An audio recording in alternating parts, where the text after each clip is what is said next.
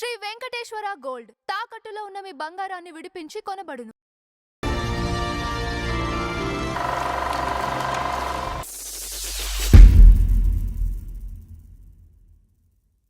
నమస్కారం నందం హరిశ్చంద్రరావు గారు. నమస్కారం అంజబాబు గారు. సార్ ఈరోజు మన ఫ్లాష్ బ్యాక్లో చలం గారి గురించి చెప్పుకుందాం. చలం గారి గురించే.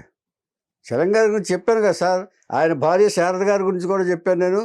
ఆయన ఎన్ని బాధలు పెట్టాడో శారద గారిని చెప్పాను. ఇన్ని చెప్పుకున్న తర్వాత మళ్ళీ చలం గారి గురించి అంటే కొడతారు సార్ జనాలు. అది ఇంకా కంప్లీట్ కాలేదు. మీది కంప్లీట్ కాలేదా? నేను ఆవేశపడ్డాను అయితే.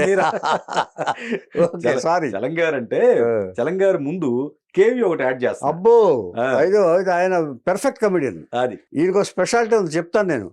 మీది ఫినిష్ అయితే నేను స్టార్ట్ చేస్తాను. అయితే ఒకటండి, ఇక్కడ ఈయన అంటే లైఫ్ టైంలో చాలా షార్ట్ పీరియడ్ అనిపించింది. మధ్యలో ఈయన మరణం వెనక కూడా ఏదో మిస్టరీ ఉందని చెప్పి కారణాలు వచ్చాయి. కరెక్ట్ అండి, అది నిజమే. ఎందుకంటే దురదృష్టం ఏంటంటే నా కొలీగ్ రాజాచంద్ర ఇదే టైప్ లో చనిపోయాడు. నా కొలీగ్ మీ ఇద్దరం కలిసి 4 పిక్చర్లు పనిచేసాం. రాజాచంద్ర నేను చాలా తెలివైనవాడు, చెక్క వెంకటేశ్వరరావు అని ఉండేవాడు.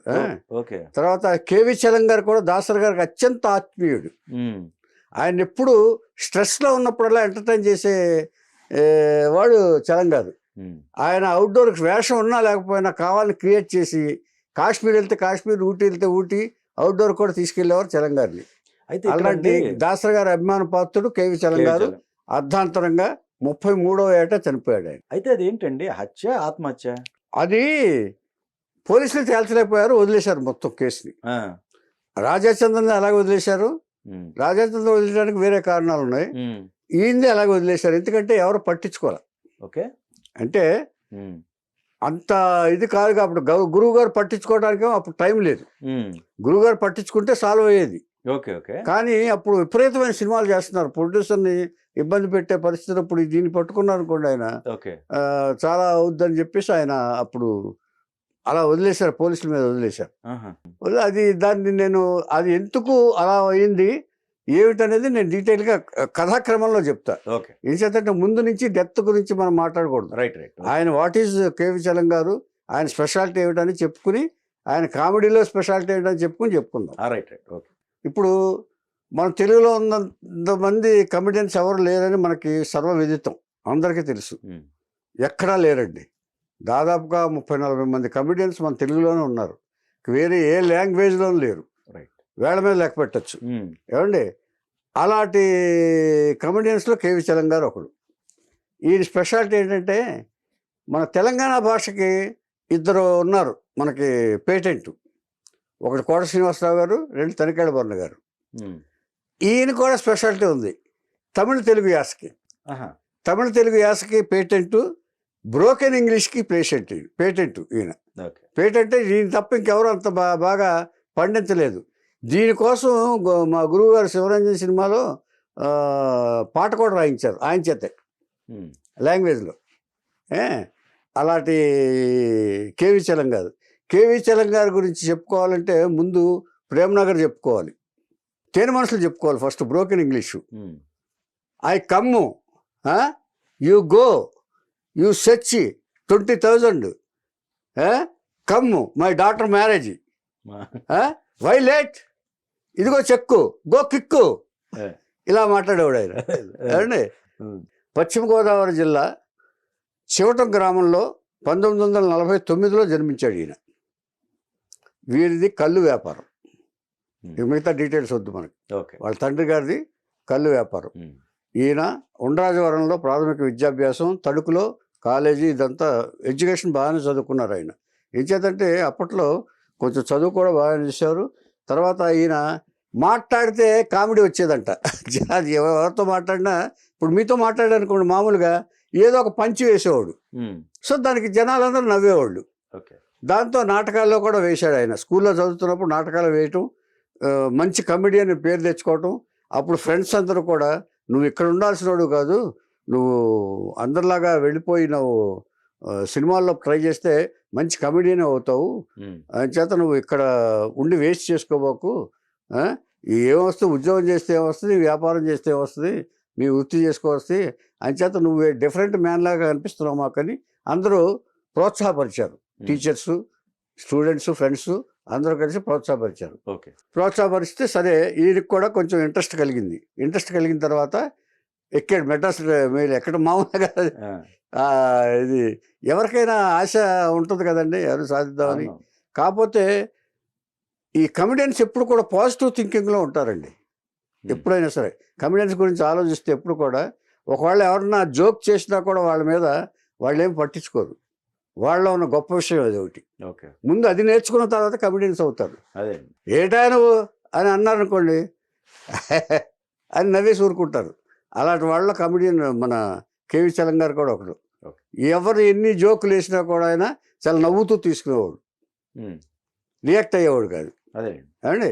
అలాగా మెడ్రాస్ వచ్చాడు. మెడ్రాస్ వచ్చిన తర్వాత అగమ్య గోచరం ఏమీ లేదు, పెద్ద ప్లాట్ఫాము, హయ్యెస్ట్ ఇది ఎత్తున్న స్టేషను. ఏం చేయాలో అర్థం కాలేదు, ఎక్కడికి వెళ్ళాలో తెలియదు. ఒక ఫ్రెండ్ అడ్రస్ ఇచ్చారు, ఆ ఫ్రెండ్ అడ్రస్ పోయింది, మిస్ చేశాడు, ఎక్కడ వదిలేసి వచ్చాడు.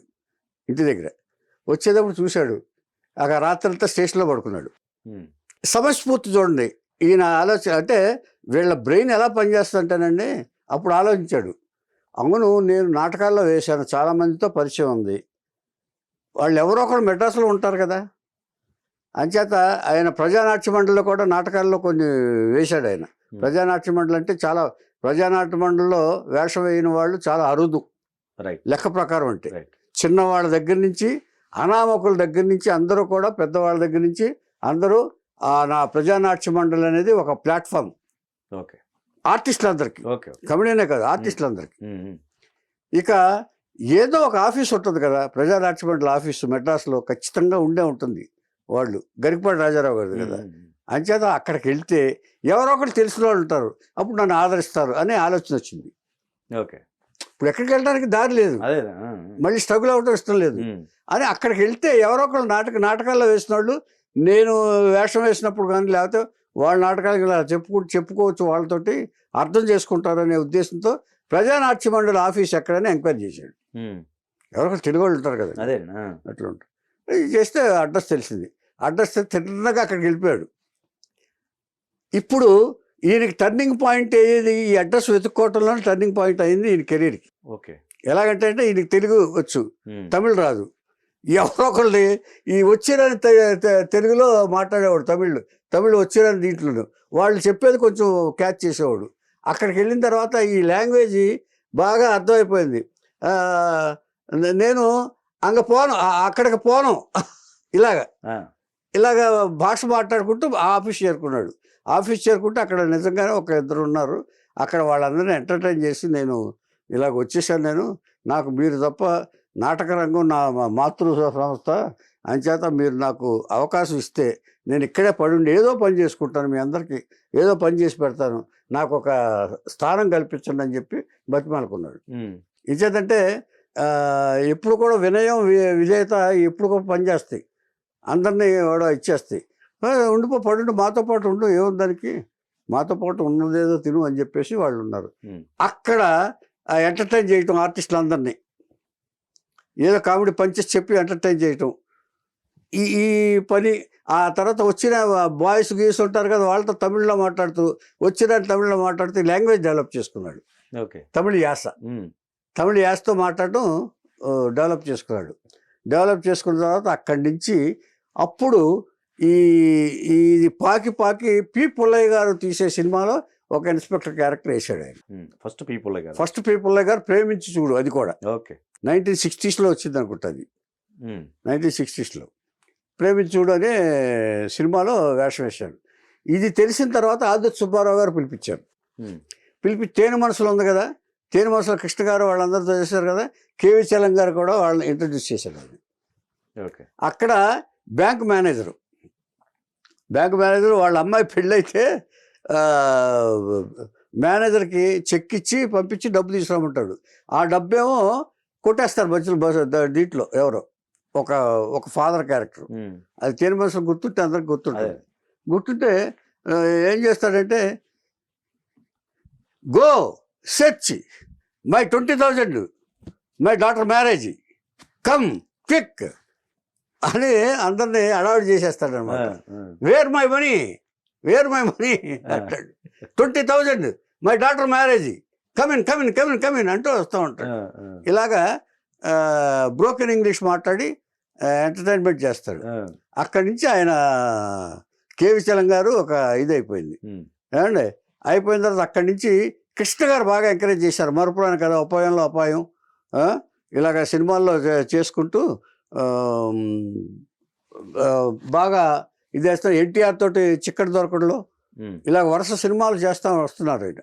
ఇక అంటే ఒక టిపికల్ కమెడియన్ లాగా డెవలప్ అయ్యాడు ఆయన. డెవలప్ అయిన తర్వాత ఇప్పుడు ప్రేమ్ నగర్లో తీసుకుంటే కేవి చలం గారు అందులో వంటవాడు వేషం, అంటే కుక్కు, మోడర్న్ కుక్ అనమాట. టోపీ గీపి పెట్టుకుని చెఫ్ ఉంటారు చూసారా, ఆ గెటప్లో ఉంటాడు ఆయన. అంటే ఎక్కడి నుంచి తీసుకొచ్చారు, జమీందారులు కదా, ఎక్కడో హోటల్ నుంచి చెఫ్ గారు తీసుకొచ్చారు ఆయన్ని. తీసుకొచ్చిన తర్వాత అక్కడ అసిస్టెంట్స్ ఏమో రమాప్రభు గారు, ఆవిడ కూరగాయలు కోయటం ఇన్ని చేయటం. ఈవిడికి లైన్ వేస్తూ ఉంటాడు కేవి చలం గారు. ఇంకో లైన్ వేసేవాడు రాజుబాబు. అక్కడ రాజుబాబు వీక్నెస్ తీసుకుని ఆయనకి మందు తాగే అలవాటు ఎక్కువ నాగేశ్వరరావు గారికి, ఆయన అసిస్టెంట్ ఈయన. ఆ అడ్వాంటేజ్ తీసుకుని రాజుబాబు అజమాయిషి చలాస్తూ ఉంటాడు అక్కడ అందరి మీద. అలాగే ఈవిడ ఇంటి కూడా ఇష్టం, రమాప్రభు గారి ఇంటి కూడా ఇష్టం, లైన్ వేస్తూ ఉంటాడు. ఎప్పుడు ఈయన దగ్గర చేద్దాం, ఆ అమ్మాయికి రమాప్రభు గారికి దగ్గర చేద్దాం అనుకునేప్పుడు ఈయన ఎంటర్ అవుతాడు. ఏమి మంచి టైం చూసి వస్తూ ఉండవే అన్నాడు. ఏం లేదు అయ్యగారు, పిట్టలు తెచ్చి కూర వండమన్నారు అన్నాడు. పొద్దున కోడి కూర వండమనియారే అంటాడు ఆయన. ఇప్పుడు పిట్టల కూర వండమన్నారు, వెళ్ళు పిట్టలు తీసురా అని పంపించేస్తాడు. నువ్వు జాగ్రత్తగా నీటితో చెప్పేసి వెళ్ళిపోతాడు. వెళ్ళిపోయిన తర్వాత ఏటే ఆడితోడు ఏంటి నువ్వు, ఆడికంటే నేను బెటరే అంటా ఉంటాడు, దగ్గర చేస్తా ఉంటాడు. ఈ లోపల పెట్రోల్ తీసుకుని వస్తాడు. నువ్వు ఇంకా ఉన్నావా ఇక్కడ అన్నాడు. ఏం లేదు అయ్యగారు పీతలు కూర ఉండమన్నారు అన్నాడు. పీతలు కూర ఉండమన్నారు, నీ మూతి పగల కొట్టుకున్నారా అంటాడు చలం. ఇలాంటి కామెడీ ఉంటుంది. ఆ తర్వాత ఆవిడ నువ్వు గెట్ అవుట్ అని వెళ్ళు అక్కడి నుంచి అని వెళ్ళిపోతాడు. పంపించేస్తాడు రాజుబాబు దగ్గర. ఏమన్నా చేసినాడా అన్నాడు రమాప్రభు. ఆడేం చేస్తాడు, నువ్వేం చేస్తావు అన్నాడు. ఎప్పుడన్నా ఎప్పుడన్నా నాకు ఏమైనా పెట్టావా ఉండి అంటుంది. పెడదామని అనుకుంటారు కానీ నువ్వు లావ్ అవుతావని భయం అంటాడు కేవి చలం. ఇలాంటి కామెడీ అనమాట. ఇలాగా అల్లూరి సీతారామరాజులో సంతానం పిళ్ళి అనే క్యారెక్టర్ ఒకటి ఉంది తమిళ. వీళ్ళందరికీ అన్ని రకాల లాంగ్వేజెస్ వాళ్ళు ఉంటారు. బ్రిటిష్ వాళ్ళు వచ్చినప్పుడు బ్రిటిష్ వాళ్ళ దగ్గర మెడ్రాస్ నుంచి ఎక్కువ వచ్చిన వాళ్ళలో సంతానం పిళ్ళ క్యారెక్టర్ ఒక అతను, అందులో ఇదొకడు. తర్వాత చంద్రమోహన్ మంజులా గారు ప్రేమించుకుంటూ ఉంటారు అక్కడ ఆటవికల జనంలో, గిరిజన దీంట్లో. ఆవిడకి ఈయన దగ్గర చేరాలని ట్రై చేస్తాడు. నీ మూతి గుండ్రముగా ఉన్నది, నీ మౌత్ ఇది ఉన్నది అని అన్నాడు. అప్పుడు చంద్రమోహన్ గారు వచ్చి పటాపా మంజులు గారు లైలేస్తామని చెప్పి కొడతాడు. టపా టపా వాయిస్తా ఉన్నాడు అంటూ ఈయన ఇచ్చేస్తా ఉంటాడు. కామెడీ అన్ని మంచి కామెడీ క్యారెక్టర్, అన్ని కామెడీ క్యారెక్టర్లు. సంతానం పిళ్ళే ఇది ఇలా వేస్తున్న వేషంలో ఉన్నప్పుడు గురువుగారి దృష్టిలో పడ్డాడు. ఇది ఇలా అందరి సినిమాలు బందిపోటు దొంగల్లో అమెరికా నుంచి వచ్చిన క్యారెక్టర్ వేశాడు. అన్ని సినిమాలు వేస్తున్నాడు ఆయన. చాలా సినిమాలు వేస్తుండగా ఈయన గురువుగారి దృష్టిలో పడ్డారు. పడిన తర్వాత ఆయన శివరంజన్ సినిమా తీస్తున్నారు. శివరంజన్ సినిమా తీస్తే హీరోయిన్కి తమిళ్ వచ్చిన మేనేజర్ ఉన్నాడు. తెలుగు మేనేజరు, తమిళ మేనేజరు తెలుగులో మాట్లాడుతూ ఉంటాడు. ఈయనకి కూడా రైటర్ అవ్వాలనే కోరిక పుట్టింది. హీరోయిన్ దగ్గర ఉండే వాళ్ళకి చాలామందికి ఏదో ఒక డిపార్ట్మెంట్లో చేద్దామని అనిపించడం సహజం. అలాగే ఈ తమిళ ఆయనకు కూడా తెలుగులో పాట రాసేయాలనిపించింది. ఆవేశంలో రాశాడు. మీ అమ్మవాడు నా కోసం ఈని ఉంటాడు, మా బాంబు వాడు నీ కోసం కని ఉంటాడు, బకెట్గా నిన్ను లవ్వు చేశాను, తలంబ్రాలు నెత్తినేసి కొట్టుకుంటాను, తమలపాకు పోంక చెక్క వేసుకుంటాను, మీ అమ్మవాడు అని డాన్స్ చేస్తూ ఉంటాడు. ఈ పాట అయిన తర్వాత సూపర్ హిట్ అయింది. ఇలాగా క్రియేట్ చేసుకుంటూ ఆయన కోసమే ఎక్కువ క్యారెక్టర్లు ఈ యాస్ కోసమే క్రియేట్ చేసేవాళ్ళు అప్పుడు. తర్వాత ఈయన అందరికీ అభిమాన పాత్రగా ఉండేవాడు. ఓకే. మా గురువు గారు అయితే ఆత్మీయుడు అయిపోయాడు ఆయన. చలం పొద్దున్నే రావాలి, షూటింగ్ దగ్గరికి వెళ్ళిపోవాలి. ఈయన ఎక్కడికి షూటింగ్ వెళ్తే అక్కడికి వెళ్ళిపోవాలి. అలా ఇప్పుడు చలపతిరావు రామారావు గారి దగ్గరికి ఎలా వెళ్ళారు, అలాగే ఆ బాండేజ్లో చలంగారు, కేవి చలంగారికి ప్రాధాన్యత ఇచ్చారు గురువుగారు అప్పట్లో. ఓకే. ఏమండి, ఇక ఎవరు దగ్గర ఎక్కువగా మాట్లాడి శోభన్ బాబు గారికి కూడా ఆత్మీయుడు ఈయన. లైక్ చేసేవాడు ఆయన. దగ్గర పుచ్చుకుని జోక్ కూడా చేసేవాడు. ఒకసారి మా డాక్టర్ బాబు షూటింగ్ చేస్తుంటే శోభన్ బాబు జయలలితో, నీ పక్కన హీరోగా చలంగారు చేస్తున్నాడు జోక్ చేశాడు. అయ్యా నన్ను ఇలా బతకనివ్వండి అయ్యా, శోభన్ బాబు గారు జయలలితమ్మ గారితో ఎందుకమ్మా నన్ను లింక్ చేస్తారని దండం పెట్టేశాడు. ఇలా జోక్ చేసేవాడు ఆయన. ఎవరితో సరిగ్గా సీరియస్గా ఉంటాడు ఆయన శోభన్ బాబు గారు. అలాగా ఒకసారి ఈయన ఇన్సిడెంట్లు చెప్తాను, కేవి చలంగారు ఇన్సిడెంట్లు, గొప్ప ఇన్సిడెంట్లు. చిలక గోరింక కృష్ణరాజు గారు హీరోగా ఫస్ట్ సినిమా, ప్రత్యేకాత్మ గారు దాంట్లో. అంటే ఆల్మోస్ట్ కృష్ణరాజు గారు కూడా పార్ట్నర్ అందులో. ఓకే. అంటే ఇన్నర్ హిడెన్. ఏమండి, దాంట్లో ఎస్ రంగారావు గారు కూడా ఉన్నారు. ఎస్ రంగారావు గారు ఉంటే ఒకరోజు ఎస్ రంగారావు గారితో షూటింగ్ జరుగుతుంది. షూటింగ్ జరుగుతుంటే కృష్ణరాజు గారు ఉన్న చోట ఉండొచ్చుగా రంగారావు గారిని, సార్ మీ డైలాగ్ ఇలా కాకుండా అలా చెప్తే బాగుంటుందని సజెషన్ ఇచ్చాడు రంగారావు గారికి. రంగారావు గారు ఎక్కడ, కృష్ణరాజు గారు ఫస్ట్ పిక్చర్ అది. ఆయన కోపం వచ్చేసి విపరీతంగా అలా వచ్చేసి కట్ అని చెప్పేసి బయటకు వచ్చాడు ఆయన. డైరెక్టర్ పచ్చకాత్మ గారు పరిగెత్తుకుంటూ వచ్చాడు ఆయన, రంగారావు ఎక్కడ వెళ్ళిపోతారో అని చెప్పేసి. వెనకాలే కేవి చలం కూడా వచ్చాడు, ఫాలో అవుతూ వస్తూ ఉంటారు కదా. కేవి చలం గారు వచ్చాడు. ఏంటి పచ్చకాత్మ డైరెక్టర్ గారు, ఆ కుర్రాడు నన్ను డిస్టర్బ్ చేస్తున్నాడు, ఐ కాంట్ అని సీరియస్గా అన్నారు ఆయన. ఇప్పుడు ఈ సిచ్యువేషన్ అర్థమైంది కేవి చలం గారికి, దీన్ని ఎలాగైనా లైటర్ చేయాలి, నేను తిట్లు తిన్నా పర్వాలేదు అంటే. పాపం ఆయన చూడండి, ఆయన తాపత్రయం, ఎక్కడ ఇబ్బంది కలుగుద్దో షూటింగ్కి అని ఆలోచన కూడా ఉంది, డైరెక్టర్ గారికి ఇబ్బంది కలగకూడదని చెప్పి.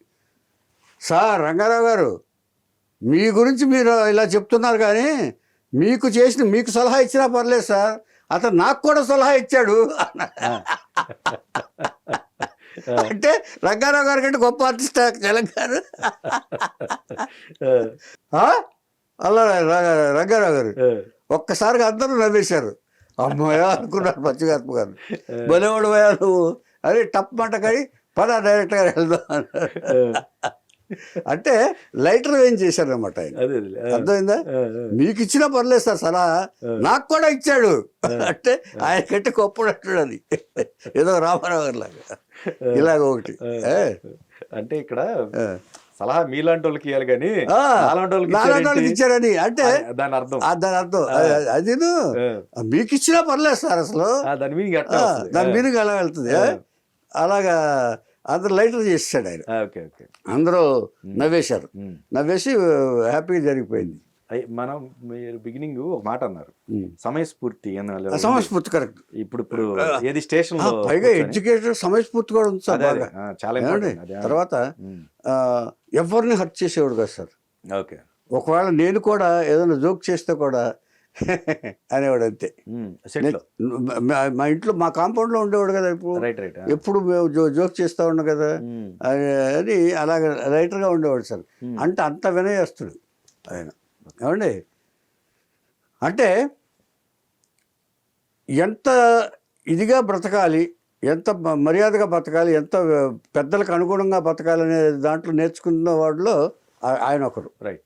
ఏమండి, మిగతా వాళ్ళకి వేరియేషన్స్ ఉంటాయో తప్ప ఈయనకి అసలు వేరియేషన్ లేదు.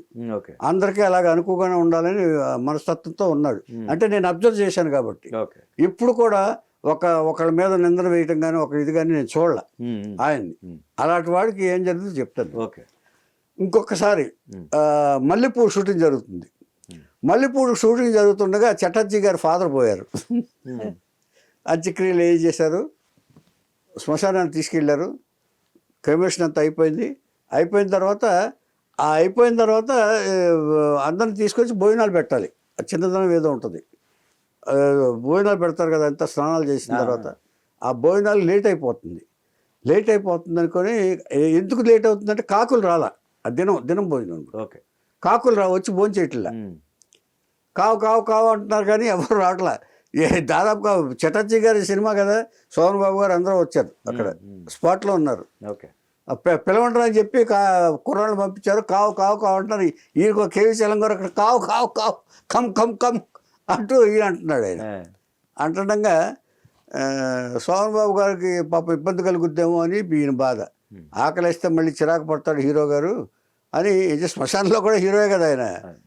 అంటే ఏంటంటే ఇది కాకులు అసలు రావట్లేదు, లేట్ అయిపోతుంది, భోజనం అందరికీ లేట్ అయిపోతుంది అని అన్నాడు.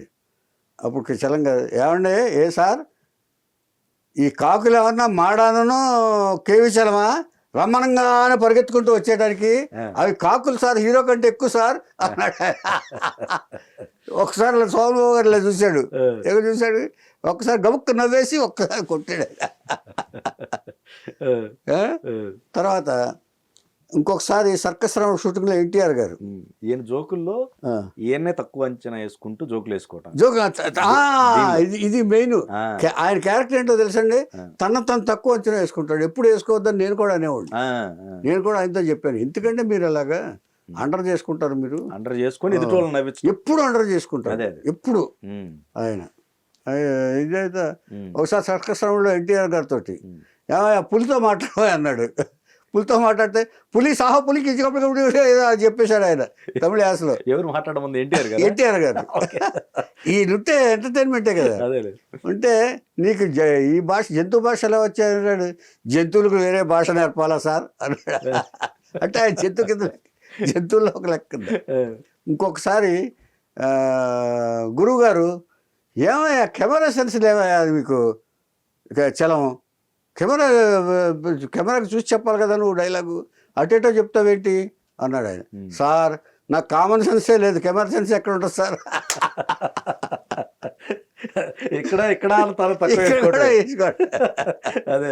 ఇలాగా కేవీ చలం గారు అంటే అంతగా వెలికిరాని కమెడియన్. ఈయన పొజిషన్లో వెలికిరాని పేరు ప్రఖ్యాతులు రాని కమెడియన్లో కేవీ చలం గారు ఒకరు.